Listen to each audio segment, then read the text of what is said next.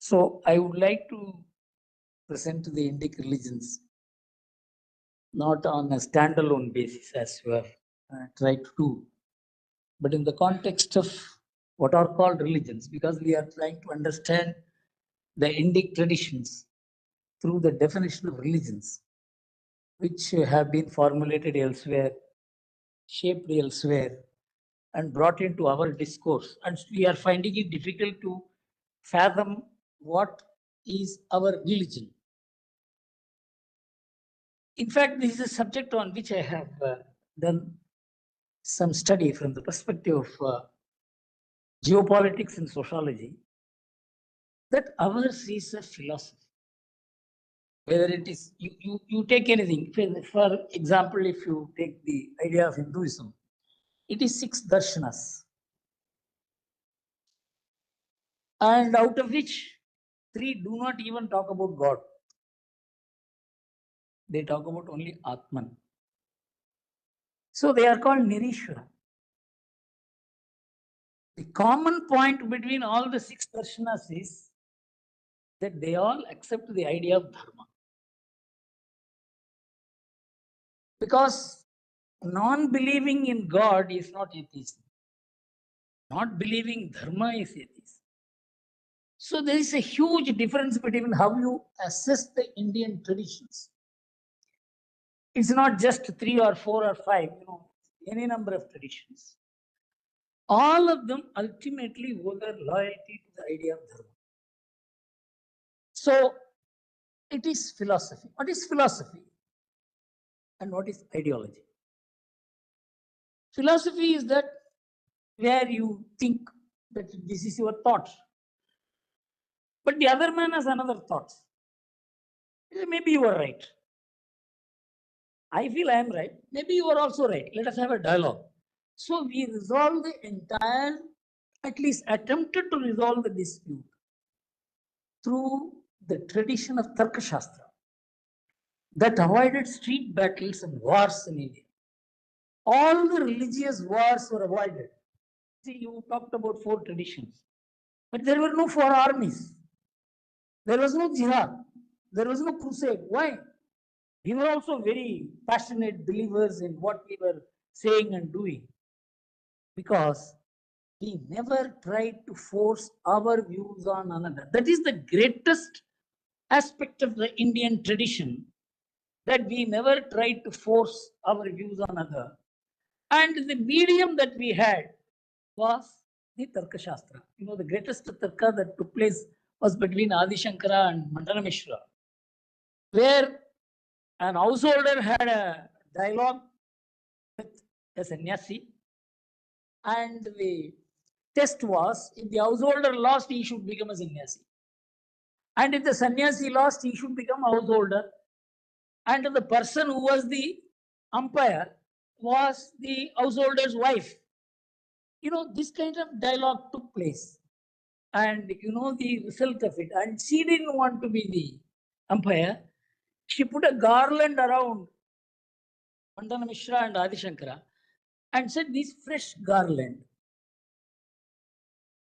any man on whom the garland loses its freshness has lost, because he got angry. So anger was supposed to be the sign of defeat. The extent to which we had taken the subtlety of the debate that avoided all religious wars. Even Ashoka's war was not a religious war. He became religious after the war. The entire Indian tradition of war was intended to avoid wars. Even in the war, there are detailed rules as to who should fight with who, and how an adharmic war is worse than defeat. These were all the great disciplines that had been integrated into Indian tradition, which is completely absent in the religious ideologies outside. In fact, I first heard the distinction between philosophy and ideology from a person in whose name you will never associate with. This is Bill Clinton. He spoke in 2007 in a meeting. that there is a huge difference between philosophy and ideology. Ideology means that I am right, you are wrong. Philosophy means I am right, maybe you are also right. The world is moving from philosophy to ideology. It's a great danger for world peace. From then onwards, I began doing the comparative study of the Indic religious traditions. I would never call them religion. Indic traditions. And so, first we avoided war. And that is why there is no terror. Some people try to even impute Hindu terror in 2009. I had the opportunity of studying those cases and briefing lawyers and how fake those cases were. So, the idea of religion outside India, if it is to be incorporated into the Indian discourse, we will never be able to understand what is our philosophy of religions. Second is on women. See, the broad understanding is that women did not have their proper position in the Indian tradition.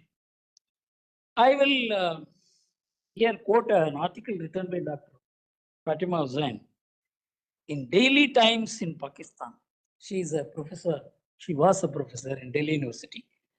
She wrote an article in Daily Times in Pakistan in 2012, August 11. I'm quoting her. The position of women in a society is the true index of its cultural and spiritual attainment. In Rigvedic age, women enjoyed a high position in the Indian society. They had full freedom and spiritual and intellectual development. Gargi Vachaspati was one such a distinguished woman of the such era. Vedic literature has references which recommend assurances of the birth of a scholarly daughter.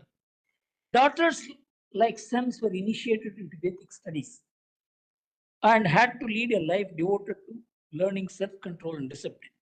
Many women rose to become Vedic scholars, orators, poets, and teachers. This was the position. There is a large body of studies that shows the position of a woman in the society is decided by the security conditions of the society. If the society becomes insecure, the first victim is the woman's rights. In a society where there is complete security, women enjoy complete freedom. That is what the Vedas say. So when our security became threatened, for whatever reason, internal or external, that affected the women's rights. In fact, Stephanie Tavalama, one of the women rights and who are called feminists, she had a beautiful observation to make about India. She said, in the entire West, we speaks about women's rights and all that. Women got voting rights only in 1924, 25. In Switzerland, women got voting rights in 1971. Why? Because the religion said women were not human beings. In fact, for the church to recognize that women are human beings, it took 7th century. So they were not regarded as human beings. And that came into sociology, and that came into constitution, and that came into electoral politics. But in India, they never had any issue. I think in Baroda, they had voting rights well before the British were granted voting rights. British women got voting rights. Why in India there was no objection? Stephanie Tavalama says, the Indian mind is basically feminine in character. And she gives beautiful example. I will read it out because she is one of the most well-recognized women rights activists. While in the West, women being regarded as a weaker sex, not associated with power. While in India, women were regarded as power, Shakti, Durga, Lakshmi, Saraswati, as women goddesses representing strength, wealth, and knowledge. Indira Gandhi was hailed as Durga after she won the 1971 war. Jayalalitha was depicted as Mahishasura Mardani. Tavalama said, Indian freedom movement was fought in the name of a woman. There's a huge difference. There is a paradigm. The Indic traditions were basically feminine in character, because the origin of the universe itself is because of the feminine force. This is what Rigveda says. In Devi Shuktam hymn of Rigveda, it declares feminine energy as the essence of the universe, the one who creates all matter and consciousness, the eternal and infinite, the metaphysical and empirical reality, and the soul of everything. So, feminine force, it is the kinetic force of what is called the Shiva, and this is in the earliest literature of the Indian civilization. So, on women, everywhere practice it differs from principles. It's because the practice is conditioned by contemporary situation. Principles are enunciated when times are peaceful. And so to say the Indian traditions denied women their due position is not the correct understanding of the Indian civilization. It requires much more work. And even Stefani Tavalama, a critic of all traditions, recognizes that in the Indian traditions, women came up, could come up. Even today in America, no woman can get elected. But in India, Sucheta Kripalani became the chief minister of UP, when the literacy rate of women in UP was less than 20%. Indira Gandhi became the Prime Minister of India, when the literacy rate of women were less than 25%. Who objected to their becoming Prime Minister or Chief Minister? Because they were women. Why we cannot understand that the basic Indian psyche is different from the West even today, the most advanced West. Now I am going into a very important part of there is a paradox of declining female happiness. This was done by two great women economists, Betsy Stevenson and Justin Wolfers. It is the National Bureau of Economic Research. It was published in 2009. And it says, by many objective measures, the lives of women in the United States have improved over the last 35 years. In education, in commerce, in corporate management, in profession, in politics, everywhere their position is gone. Yet we means the two researchers, show that the measures of subjective well-being indicate that women's happiness has declined both in absolute and relative terms. By getting them into positions alone, you are not celebrating women. You are arithmetically equating women, but there is a woman psyche. And that cannot be handled only by positioning women materially. They are much more subtle. They are much more nobler.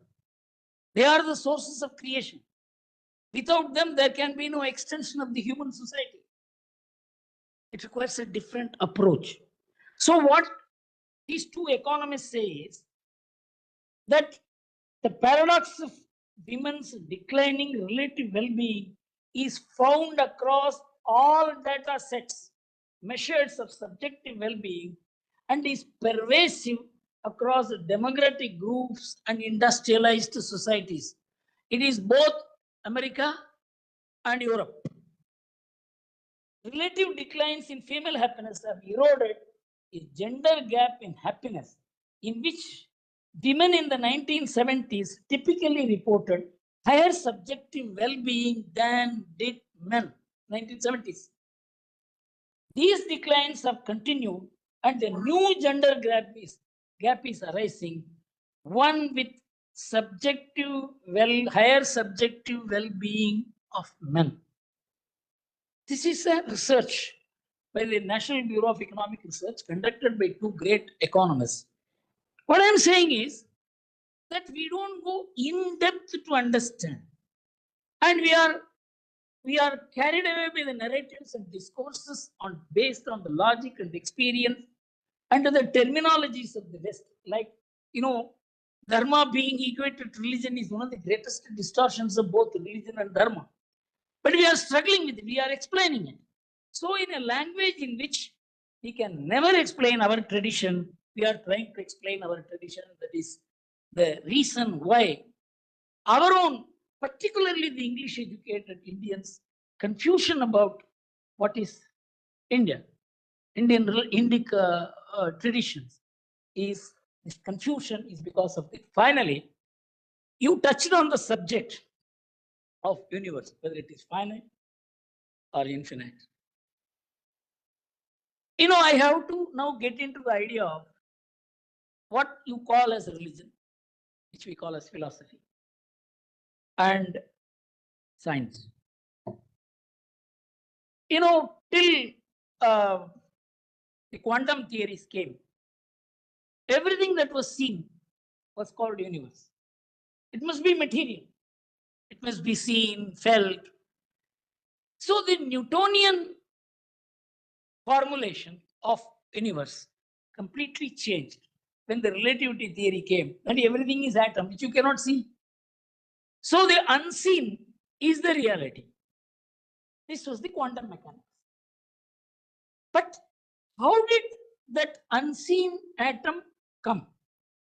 What is the process? That is, atom is the fundamental matter. How did it come into being? On that, there was huge problem. In fact, even at that time, the Big Bang theory was being discussed, but Einstein rejected it.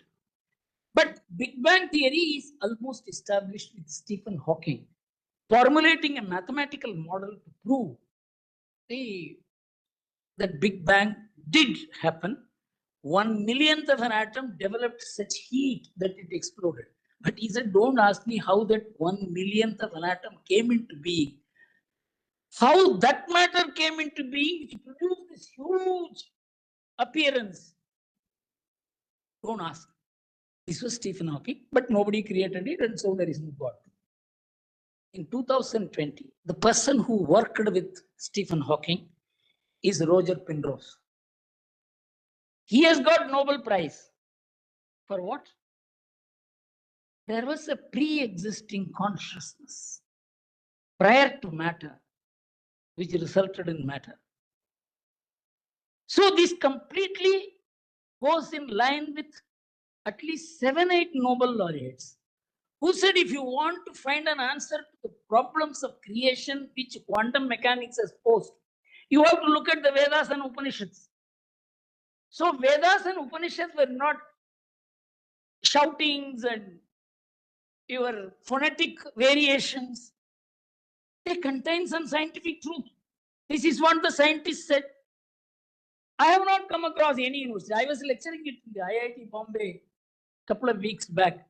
When I was saying all this, all the scientists and scholars were looking absolutely aghast because none of them knew that there is an alignment taking place between Indian philosophy and post-quantum science. In fact, Roger Penrose's theory, I should read out how it is.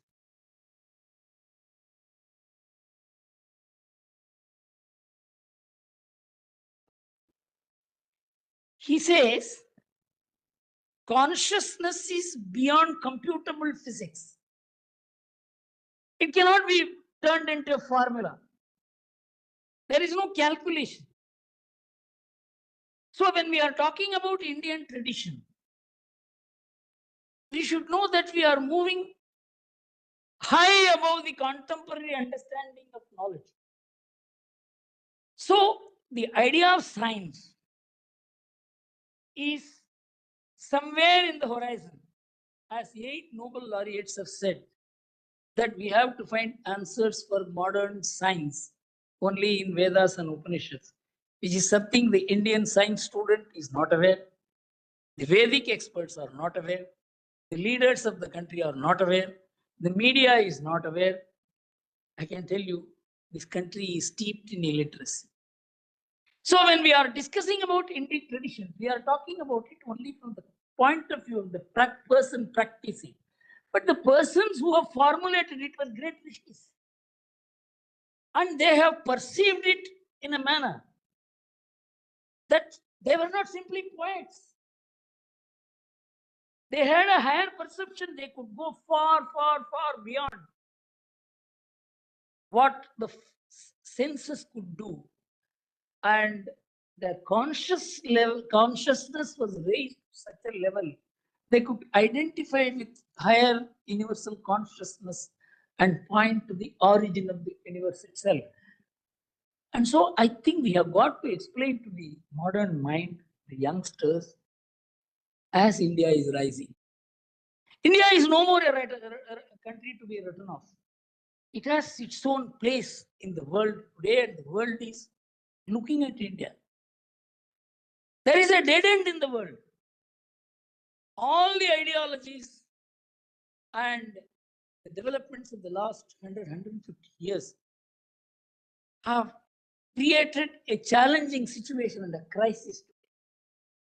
There doesn't seem to be any answer within the four corners of modernity. Fortunately, India is still not a modern society. It is deeply rooted in tradition. And so we can handle modernity through tradition, with tradition, and at the same time understand modernity without being absorbed by it. So this is what the world needs. I think that more work has to be done. I would appeal to Dr. Sharma, who is so deeply rooted in the in-depth study of the Indian traditions, to come out with how the modern science and the principles that you have been expounding, particularly on the last point, whether it is finite or infinite. Isavasyamidam sarvam yatkinjat jagatyam jagatyana takyena punjidaha ma gridakasya siddhan. Because I have also studied it from the economic perspective. Mahatma Gandhi said, if the Hindus lost all their literature and had only this particular verse, they would be able to rule the world. Because the entire thing is a manifestation of one force. You must take only as little as you need from it, so that it is available to others. This is the entire understanding of creation, environmental, ecological, economic principles. So we have to do more work. And I'm very happy that I could get an opportunity to link what I wanted to say with what Dr. Sharma said. Thank you very much. Thank you.